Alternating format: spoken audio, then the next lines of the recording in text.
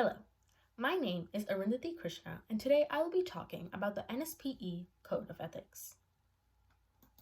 So, what is the NSPE? It's the National Society of Professional Engineers. It was established in 1934 as an inclusive, non technical organization which accepts all types of engineers.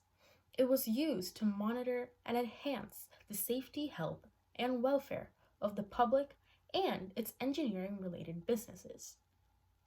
These types of examples you can see all over the world as they are followed by every company that we know of.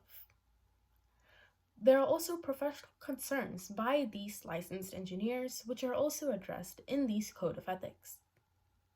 It's important to follow these codes of ethics to have an ethical and moral point of view in every action you take as an engineer, as it's important to understand the severity and intensity of the work we do every day, as it can affect the public, our families, and everyone out there.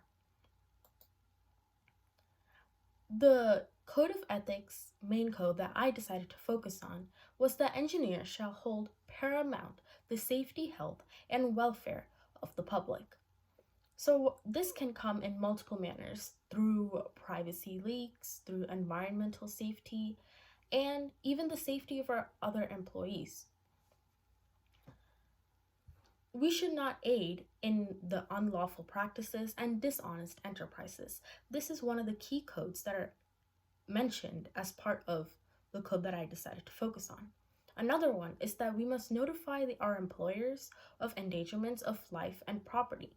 This means that if some of our security property or anything is about to get leaked, it's important that we notify our employers so that they know the correct action to take, and for us to also help in any manner.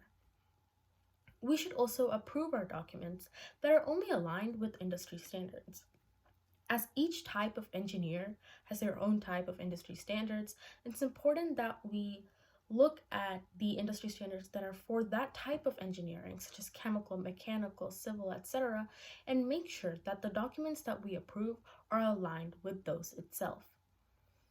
And we shouldn't aid in these unlawful practices, as they could not only hurt ourselves but the company as well, as it can also damage our ethical and moral values as a person, as a company, and as part of the workforce.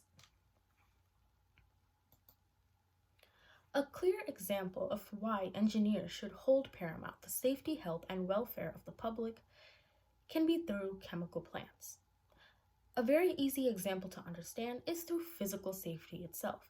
As a chemical engineer myself and experienced in the chemical plant, I understand that it's very important to understand the safety of yourself and the safety of others. It's our responsibility to take care of ourselves and to also look out for others. If we see another employee who is not practicing their safety values, such as not wearing the correct type of fire retardant clothing or safety equipment when handling very dangerous types of equipments and being in caustic areas, etc., it's important to talk to them and help them understand that it's very important for themselves to be safe, but for the company to not have to take care of this if this becomes a liability in the future. And talking about company liability, the company itself also provides several types of safety trainings, etc., to help these employees not put themselves in physical danger, as this can severely become a liability to the company, and that is why there's such a risk in these chemical plants. This is a clear example of why engineers should hold paramount the safety, health, and welfare of the public and its employees, as it can not only help themselves, the companies, but the public as well. For instance, if we're not taking care of certain types of equipment, several harmful gases could be released into the atmosphere, which are coming from chemical plants.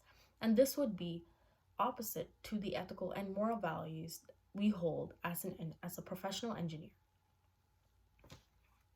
Because of this importance, I believe that it's very important that we should follow the code of ethics and understand the severity of these issues and have core values in place as professional, licensed engineers.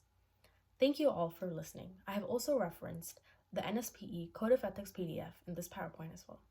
Thank you and have a good night.